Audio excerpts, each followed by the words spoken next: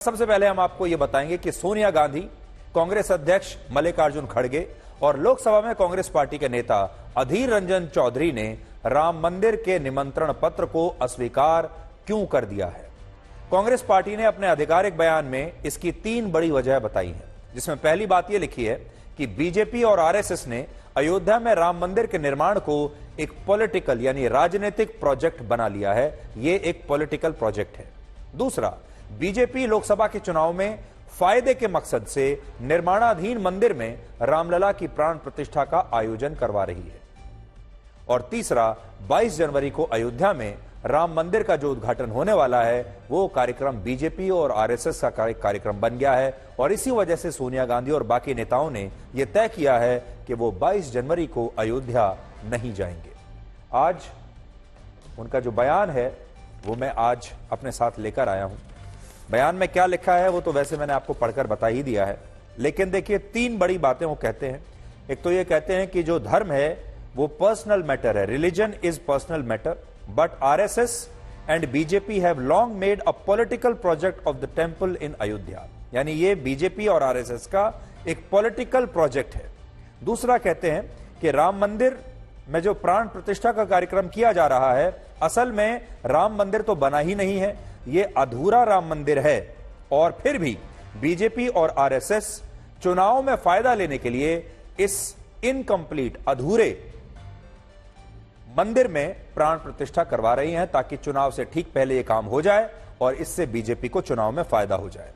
और उसके बाद वो ये कहते हैं कि हम सुप्रीम कोर्ट ने जो फैसला लिया है उसका तो हम सम्मान करते हैं, जो लाखों करोड़ों लोगों के जो सेंटिमेंट्स हैं उसका हम सम्मान करते हैं, लेकिन हम इस कार्यक्रम में इसलिए शामिल नहीं होंगे क्योंकि ये आरएसएस और बीजेपी का कार्यक्रम बन गया है। आज कांग्रेस पार्टी से हमारा भी एक सवाल है और वो ये कि अगर बीजेपी राम मंदिर का उद्घाटन करके इससे चुनाव में फायदा उठाना चाहती है तो फिर सोनिया गांधी, मल्लिकार्जुन खड़गे और कांग्रेस के बाकी नेता इस उद्घाटन कार्यक्रम में ना जाकर भी क्या साबित करना चाहते हैं।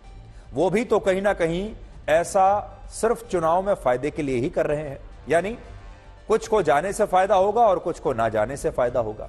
और सोनिया गांधी ने यह सोचा कि उनके ना जाने से कांग्रेस को ज्यादा फायदा होगा चुनाव में। भारत में मुस्लिम वोटर्स की संख्या लगभग 15% है और बड़ी बात यह है कि लोकसभा के चुनाव में देश में सबसे ज्यादा मुस्लिम वोट कांग्रेस पार्टी को ही मिलते हैं। और अगर कांग्रेस के नेता राम मंदिर पर नजर आए तो यह मुस्लिम वोट बैंक खिसक सकता है।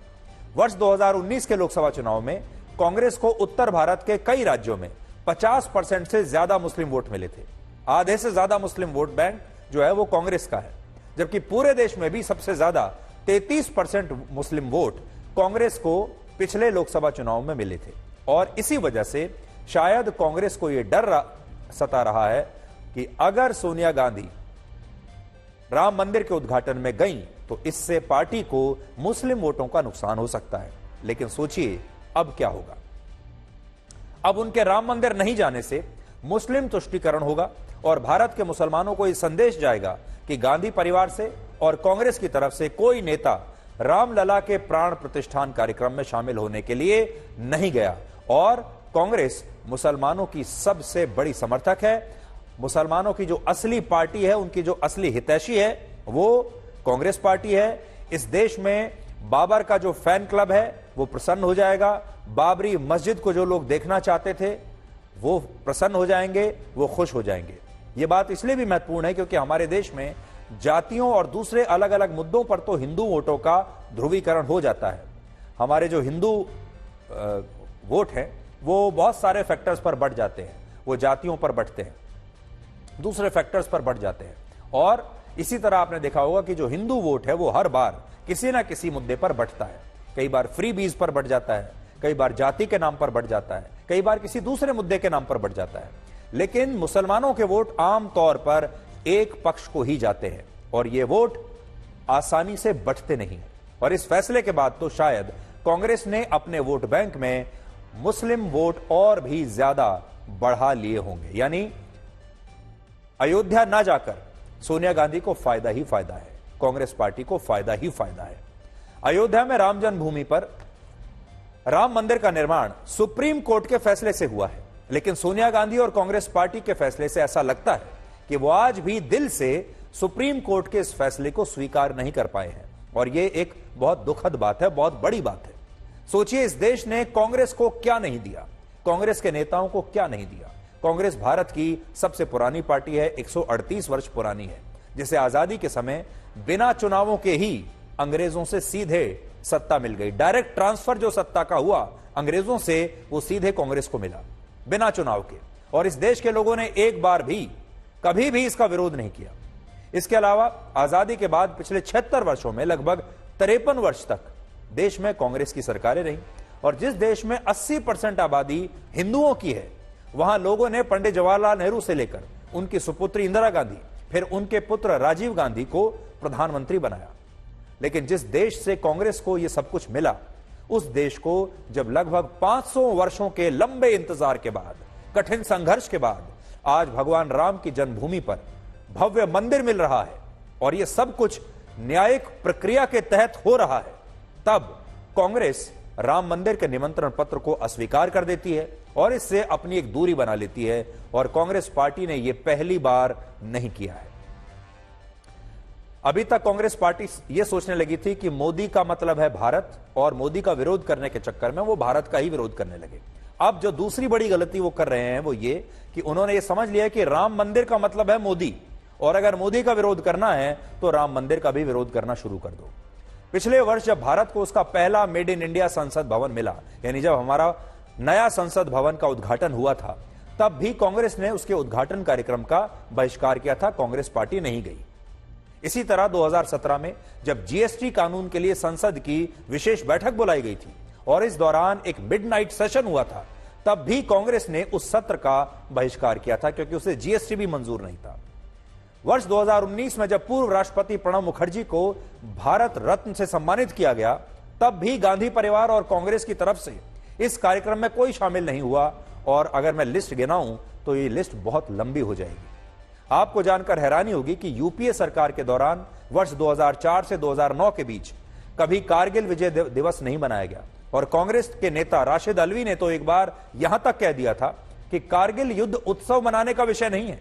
लेकिन बाद में वर्ष 2009 से कांग्रेस पार्टी को विपक्ष के दबाव के बाद हर साल कारगिल विजय दिवस मनाना पड़ा, और वर्ष 1998 में जब भारत ने पोखरण में परमाणु बम का परीक्षण किया था, तब भी कांग्रेस ने भारत की इतनी बड़ी उपलब्धि पर 10 दिन तक अपना कोई बयान जारी नहीं किया था, चुप्पी साध ली थी। और अब भी राम मंदिर के मुद्दे पर कांग्रेस ऐसा ही कर रही है, और राम मंदिर के उद्घाटन कार्यक्रम को बीजेपी और आरएसएस का कार्यक्रम बता रही है, जबकि यह कार्यक्रम श्री राम जन्मभूमि तीर्थ क्षेत्र ट्रस्ट द्वारा आयोजित किया जा रहा है, और यह वही ट्रस्ट है जिसका गठन सुप्रीम कोर्ट के आदेश पर हुआ था। यानी सोनिया गांधी ने बीजेपी और आरएसएस द्वारा भेजे गए निमंत्रण पत्र को अस्वीकार नहीं किया, बल्कि एक तरह से उन्होंने सुप्रीम कोर्ट के आदेश पर ट्रस्ट के निमंत्रण पत्र को ठुकराया है। और कांग्रेस ऐसा करने वाली अकेली पार्टी नहीं है। और आगे बढ़ने से पहले आपको यह भी बता दें कि कुछ महीनों पहले जब हमारे देश में G20 समिट हुआ था,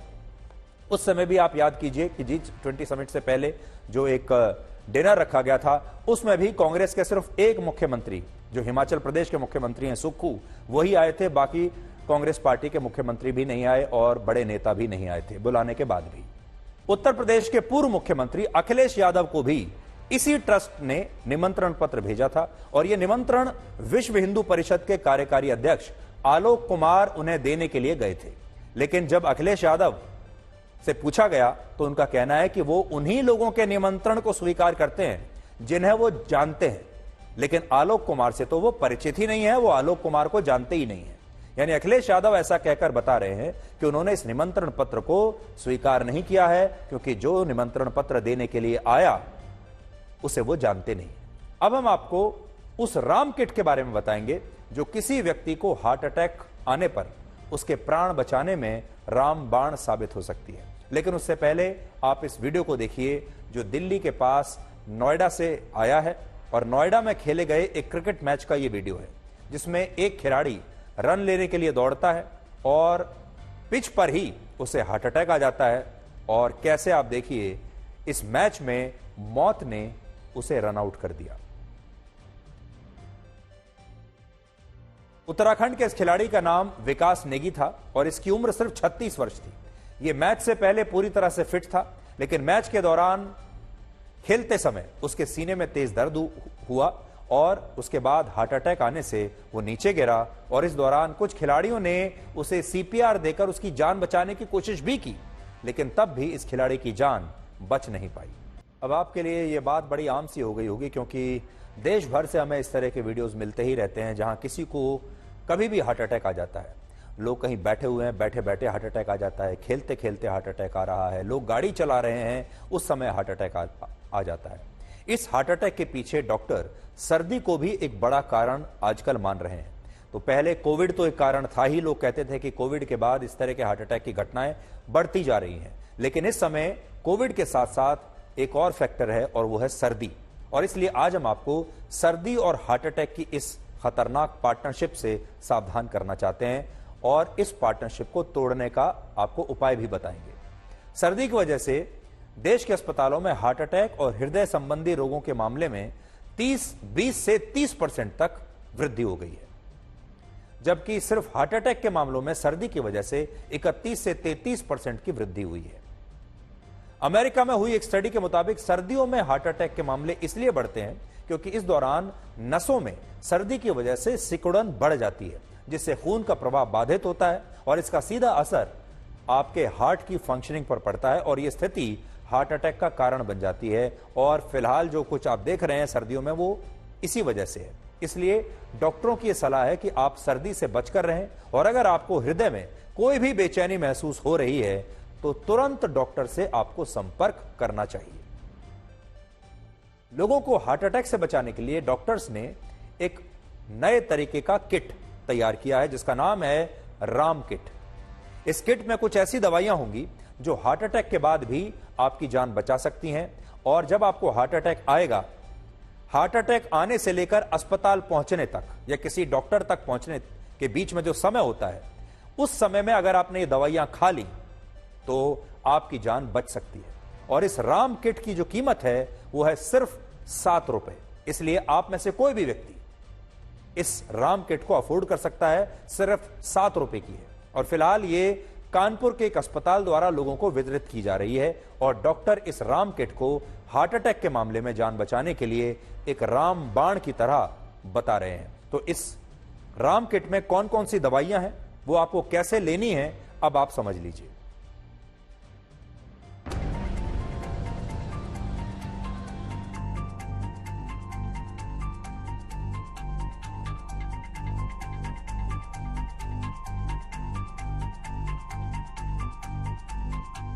एक किट की कीमत 5.5, 6, 7 रुपए।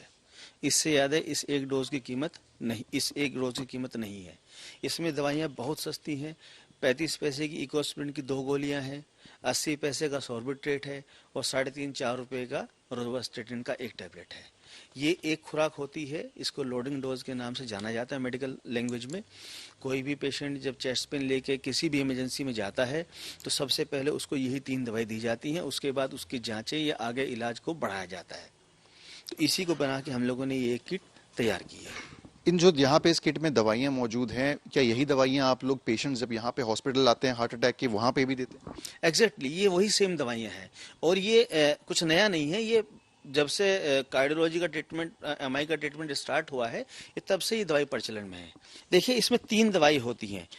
हम सभी लोग जानते हैं कि जब हार्ट अटैक होता है तो हार्ट की जो नसें होती है वो ब्लॉक कर जाती हैं, उसके अंदर खून के थक्के बनने लगते हैं, उसकी वजह से हम लोगों को हार्ट अटैक होता है। तो उसको रोकने के लिए 2 गोली इकोस्प्रिन की एक साथ खानी होती हैं। ये ब्लड थिनर है, जो खून का थक्का बन रहा है उसको रोकती है, उसको बनने नहीं देती है। दूसरा जो टैबलेट है ये रोजुवास्टेटिन का है। इसको सामान्य भाषा में अगर हम बात करेंगे तो कोलेस्ट्रॉल कम करने की दवाई होती है। ये उस थक्के के प्रसार को रोकती है। इन दोनों को कैसे लेना है? ये 2 गोली हमको 2 गोली इकोस्प्रिन और 1 टैबलेट रोजुवास्टेटिन की पानी के साथ खा लेनी है। तीसरी जो दवाई है वो सॉर्बिट्रेट या आइसोडिल होती है। इसको खाना नहीं होता है, इसको जीभ के नीचे रख के हमको चूसना है। उससे फायदा ये होता है कि अगर हम खाते हैं तो दवाई पहले हमारे पेट में जाती है और फिर ब्लड में जाती है। चूसने से ये दवाई सीधा आपके ब्लड में ही जाएगी। तो ये एक इंजेक्शन की तरह काम करता है। जैसे इंजेक्शन हम लोग सीधा ब्लड में देते हैं, तो ये इंजेक्शन ही है एक तरह का। तो जैसे ही हम इसको खाते हैं ये तुरंत असर कर देती है, और ये इसका काम होता है कि जो हृदय की जो नसें सिकुड़ गई हैं, जो ब्लॉक हो गई हैं, उनको खोल देगा। तो जो ब्लॉकेज आया था वो ऑटोमेटिकली उसके खुलने की वजह से कम हो जाएगा और खून का बहाव दोबारा शुरू हो जाएगा।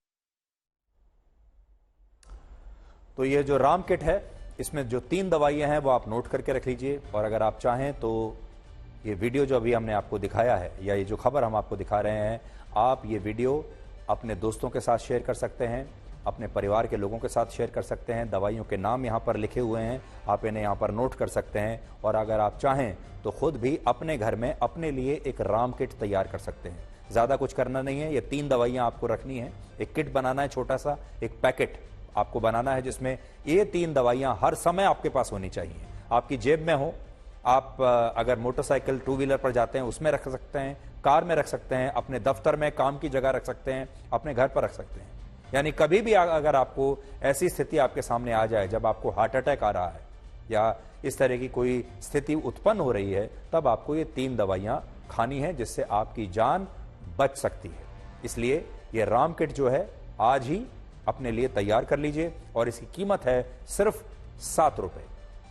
अगर राम और लक्ष्मण नहीं होते तो आज लक्षद्वीप भारत का नहीं बल्कि पाकिस्तान का हिस्सा होता। यहां राम का मतलब है रामास्वामी मुदलियार, और लक्ष्मण का मतलब है लक्ष्मण स्वामी मुदलियार, और ये दोनों भाई थे जिन्होंने लक्षद्वीप में पहली बार तिरंगा फहराया था। ये हैं लक्षद्वीप के राम और लक्ष्मण। वर्ष 1947 में विभाजन के बाद हैदराबाद, जूनागढ़ और जम्मू कश्मीर के अलावा लक्षद्वीप को लेकर भी भारत और पाकिस्तान के बीच गतिरोध बना हुआ था। मोहम्मद अली जिन्ना का मानना था कि लक्षद्वीप में बहुसंख्यक आबादी मुसलमानों की है, इसलिए लक्षद्वीप पाकिस्तान को मिलना चाहिए, और भारत को भी इस दौरान यह बात समझ आ गई थी कि पाकिस्तान लक्षद्वीप पर कब्जा करने के लिए अपने युद्धपोत पाकिस्तान से अरब सागर में भेज सकता है। इस खतरे को देखते हुए सरदार वल्लभ भाई पटेल ने एक बहुत बड़ा फैसला लिया।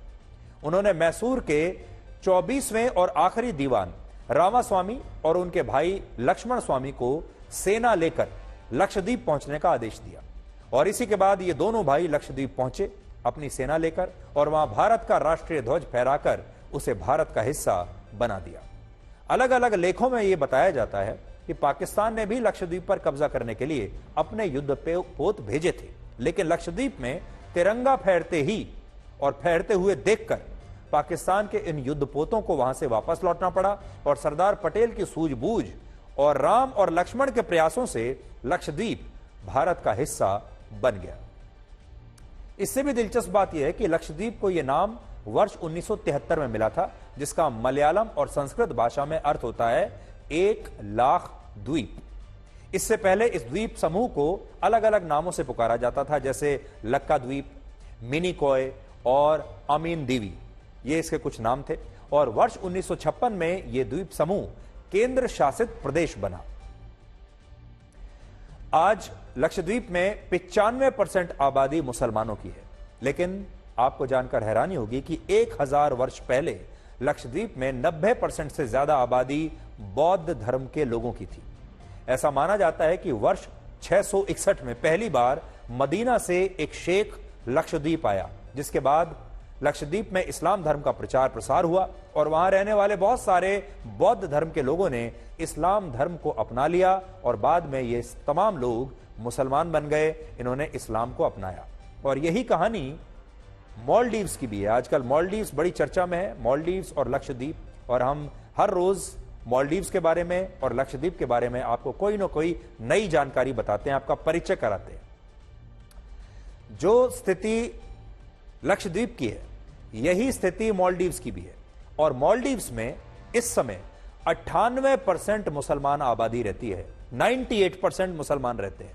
और मालदीव्स और लक्षद्वीप में एक समानता यह भी है कि यहां रेत सफेद है, दोनों ही जगह सफेद रेत आपको देखने को मिलता है, जिसकी वजह से समुद्र का पानी आपको बिल्कुल नीला दिखाई देता है। आप तस्वीरें जब देखते होंगे तो आप सोचते होंगे कि मालदीव्स में और लक्षद्वीप में नीला पानी आपको कैसे दिखाई दे रहा है। उसका एक कारण यह भी होता है, लक्षद्वीप कुल मिलाकर 36 द्वीपों का समूह है, जहां लगभग 65,000 लोगों की आबादी रहती है।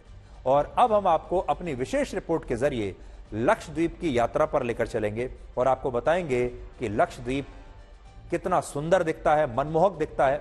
थोड़ी देर पहले हमने आपको बताया कि यहां नीला पानी आपको क्यों दिखाई देता है। देखिए ये नीला पानी, इसका कारण क्या है। और अगर आप लक्षद्वीप जाने के बारे में सोच रहे हैं तो आपको क्या करना चाहिए, यह भी आज हम आपको बताएंगे।